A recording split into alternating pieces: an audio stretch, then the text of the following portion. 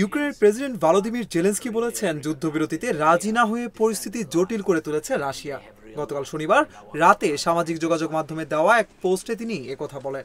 পোস্টে জেলেনস্কি বলেন, আমরা দেখছি রাশিয়া বারবার যুদ্ধবিরতির আহ্বান অগ্রাহ্য করছে এবং এখনও ঠিক করেনি কখন হত্যা বন্ধ করবে। এটি পরিস্থিতিকে জটিল করে তুলছে।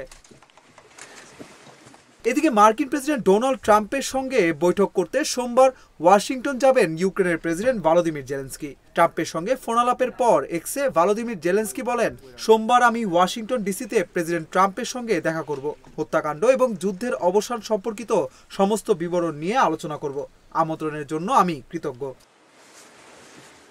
বার্তা সংস্থা এএফপির এক প্রতিবেদনে বলা হয়, ইউক্রেনের কিছু অঞ্চল দখল করার বিষয়ে রুশ প্রেসিডেন্ট ভ্লাদিমির পুতিনকে সমর্থন দিচ্ছেন মার্কিন প্রেসিডেন্ট ডোনাল্ড ট্রাম্প। এতে বলা হয়, মার্কিন প্রেসিডেন্ট ডোনাল্ড ট্রাম্প রাশিয়ার একটি প্রস্তাবকে সমর্থন দিয়েছেন যেখানে মস্কো ইউক্রেনের দুটি অঞ্চল পুরোপুরি দখল করবে এবং আরও দুটি আংশিক দখলকৃত এলাকায় সেনা সদস্য মোতায়েন থাকবে।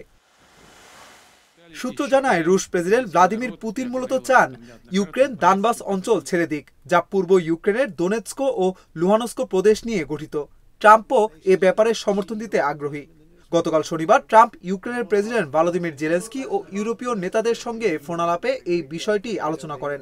এর আগে গত শুক্রবার তিনি পুতিনের সঙ্গে বৈঠক করেন, কিন্তু জেলেনস্কি স্পষ্ট জানিয়ে দিয়েছেন, দানবাস কোনোভাবেই ছেড়ে দেওয়া হবে না।